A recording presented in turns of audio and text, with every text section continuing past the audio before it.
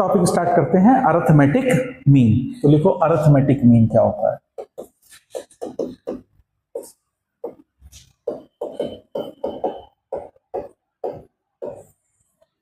Arithmetic mean,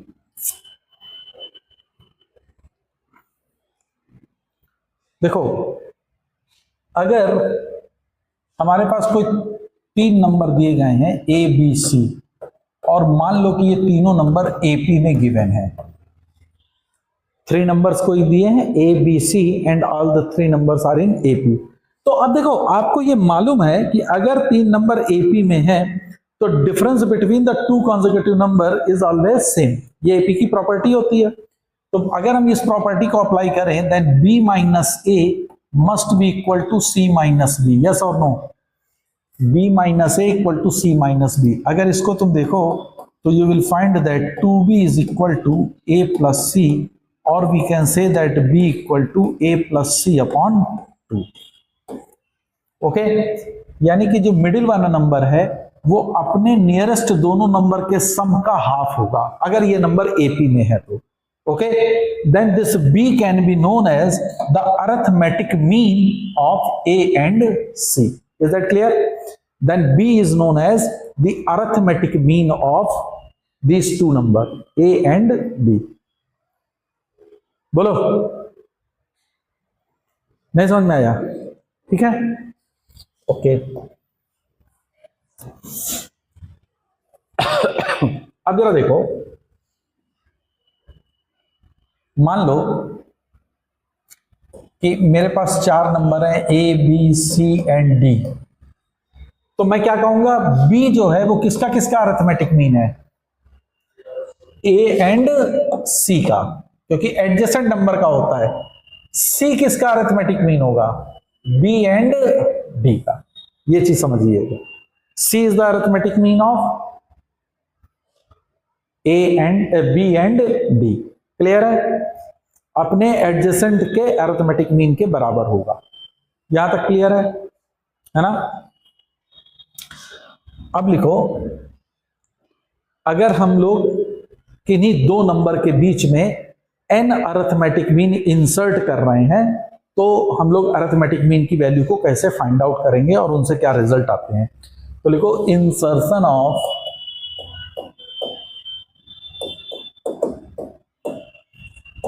n arithmetic means between 2 given numbers।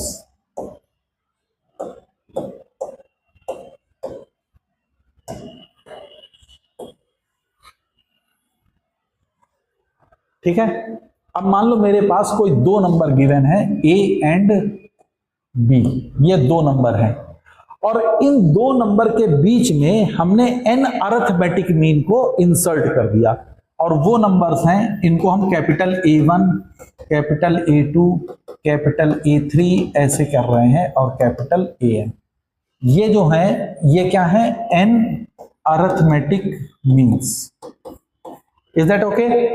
हमने किन्हीं 2 number A and B जो मेरे को गिवन थे इनके बीच में n अरिथमेटिक मीन को इंसर्ट कर दिया। क्या ये प्रॉब्लम समझ में आ गया? अब अगर देखो, अगर मैं इन 2 नंबर के बीच में अन अरिथमेटिक मीन को इंसर्ट कर रहा हूं, ध्यान से समझिएगा, तो ये पूरे नंबर का सीक्वेंस जो होगा ये एपी में ही होगा। ऑब्वियस सी बात है, तभी तो अरिथमेटिक मीन को इंसर्ट कर रहे हैं हम लोग। बोलो। अच्छा, अब हमने n नंबर्स को, n अरिथमेटिक मीन को इंसर्ट किया है और 2 नंबर मेरे पास पहले से थे, तो इसमें अब टोटल नंबर ऑफ टर्म्स कितने हो गए हैं? n+2 भाई, n हमने इंसर्ट करे और 2 मेरे पास पहले से थे, तो टोटल नंबर ऑफ टर्म्स कितने हो गए हैं? टोटल टर्म्स, बोलो भाई, क्या ये चीज समझ में आ गई? आसान सी बात है, इसमें कोई अलग जो है नहीं। अच्छा, अब इस एपी का गौर करो, इस एपी का फर्स्ट टर्म क्या है? ए, और इस एपी का लास्ट टर्म क्या है? बी। मान लो इस एपी का कॉमन डिफरेंस स्मॉल डी है। स्मॉल डी जो है वो उस एपी का कॉमन डिफरेंस है। तो क्या मैं ये कह सकता हूं कि Tn+2 यानी last term n+2th term is equal to T1 plus n plus 2 minus 1 into D. ये फार्मूला तो आपको समझ में आ ही गया होगा, nth टर्म का फार्मूला मैंने अप्लाई कर दिया। अब tn प्लस 2 ये क्या है, b, t1 क्या है, a plus n plus 1 into D. So what comes out to be d, b minus a upon n plus 1। इसमें यह याद रखना कि ये n जो होगा वो क्या है, नंबर ऑफ अरिथमेटिक मीन्स हैं। दिस स्मॉल n जो रिप्रेजेंट कर रहा, this is nothing but it is the number of arithmetic mean. जैसे उसने कहा कि 5 अरिथमेटिक मीन इंसर्ट कर रहे हैं तो n की वैल्यू 5 हो गई है। ये टोटल नंबर ऑफ टर्म से मत कंफ्यूज हो जाएगा। ओके, तो अब जरा देखो, कॉमन डिफरेंस मुझे आ गया। तो अब जरा यहां देखो कि फर्स्ट अरिथमेटिक मीन तुम कैसे फाइंड आउट करोगे, a1 की वैल्यू कैसे आएगी, how to calculate the first arithmetic mean, a plus D, a1 is nothing but it is a plus D. a2 क्या आएगा, a2 जो होगा वो a1 में d ऐड कर देंगे हम लोग, that is a1 plus D, और a1 की जगह पे a प्लस डी लिखोगे तो this is a plus 2 times of d। तो a1 है a प्लस डी, a2 है a प्लस 2d, a3 क्या होगा a प्लस 3d हो जाएगा। तो इसी तरह से अगर कोई kth अरिथमेटिक मीन मैं निकालूं तो वो क्या होगा, a plus k times of d। तो ये याद रखना है। और जहां पे k d क्या होगा, b minus a upon n plus 1। Okay, समझ में आ गई बात, क्लियर है। तो अब इसको एक एग्जाम्पल से करते हैं। मान लो क्वेश्चन उसने दिया तुमको कि कोई दो नंबर है, मान लो 2 and 20, और कहता है इनके बीच में 5 अरिथमेटिक मीन्स इंसर्ट करें। तो a3 की वैल्यू फाइंड आउट करिए। क्वेश्चन समझ में आ गया है ना। 5 AMs को इंसर्ट किया गया, नंबर क्या है 2 and 20, 5 अरिथमेटिक मीन को इंसर्ट किया। तो अब जरा देखो, ये 2 क्या होगा a, 20 क्या होगा b। तो कॉमन डिफरेंस मैंने क्या बताया था, b minus a upon n plus 1, b is 20 minus 2 upon n। अब n क्या है यहां पे, दैट इज 5, n की वैल्यू 5 हो जाएगी। तो दिस इज 5 प्लस 1, तो this comes out to be 3। तो इसलिए कॉमन डिफरेंस उस AP का क्या होगा 3। और मैंने आपको भी बताया था कि AK जो होता है it is nothing but A plus K times of D। So A3 आपको कैलकुलेट करना है। तो A, what is A, 2 plus K is 3 and D is 3, that is 11। तो थर्ड अरिथमेटिक मीन जो होगा उसकी वैल्यू 11 होगी इसमें। बोलो,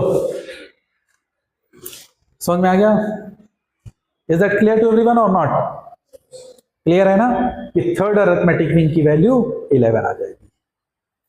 समझ में आ गया, ओके। अब देखो इसमें कुछ ऑब्जर्वेशंस हम लोग करते हैं। दो नंबर थे हम लोग के पास, अब कुछ नोट हम लोग करेंगे। दो नंबर थे तुम्हारे पास a एंड b, और इनके बीच में तुमने n अरिथमेटिक मीन इंसर्ट कर दिए थे, a2 a3 up to an and b। Is that okay. और जो ये अरिथमेटिक मीन आए थे तो इसका किसी भी एक अरिथमेटिक मीन की वैल्यू जो थी वो a plus k times d के बराबर थी, है ना। तो अगर मैं सारे अरिथमेटिक मीन का सम निकालूं, क्या निकालने जा रहा हूं, sum of all the arithmetic mean. तो मान लो उसको मैं s रिप्रेजेंट कर रहा हूं, ये s है सम ऑफ ऑल AMs, सारे अरिथमेटिक मीन का सम। मतलब मैं इसको ऐसे लिख सकता हूं, summation AK from K equal to 1 to n। Is that clear, that is A1 plus A2 plus A3 plus A4 up to AN। Clear है। अच्छा AK, तो अब देखो जरा इसको मेरे को करना है। तो इसका फर्स्ट टर्म क्या है A1, फर्स्ट टर्म क्या होगा A1 total number of terms इस सीरीज में कितने होंगे, n, और कॉमन डिफरेंस कितना आएगा, that is b minus A upon N plus one, और ये a1 की वैल्यू कितनी होगी, a plus d, that is b minus A upon N plus one. क्या ये चीज समझ में आ रही है ना? बोलो भाई, क्लियर है? तो अब जरा देखो, अगर मुझे इसका सम निकालना है तो टोटल नंबर ऑफ टर्म्स है n, तो मैं लिख सकता हूं n upon 2 into a1 plus A N. बोलो भाई, लिख सकता हूं first term plus last term multiplied by n by 2। ये हम लोग फॉर्मूला पढ़ चुके हैं already, sum of n terms of N AP. Clear है? n upon 2। अब जरा देखो a1 क्या है, a प्लस डी, मैं ऐसे लिख रहा हूं a1 को a plus D plus an क्या है, a plus n minus one into D, या मैं इसको कह सकता हूं कि it is nothing but it is b minus D. बोलो भाई, it is b minus D, cancel out हो गया, तो ये a plus B upon 2 into N हो जाएगा, that is n times a plus B upon 2। बोलो, तो सारे अरिथमेटिक मीन का जो सम होता है वो किसके बराबर आ गया,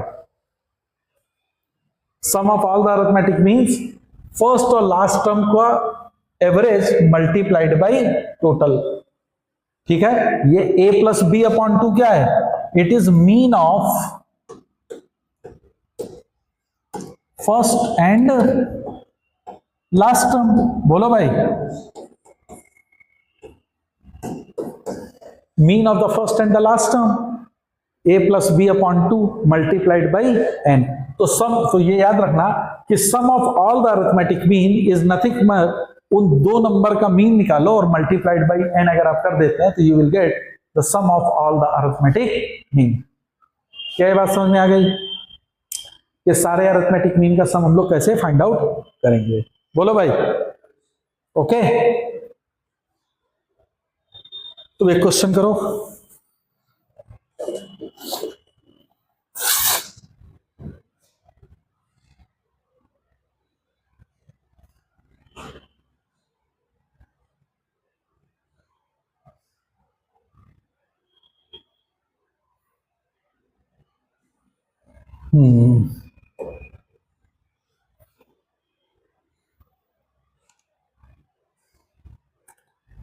क्वेश्चन है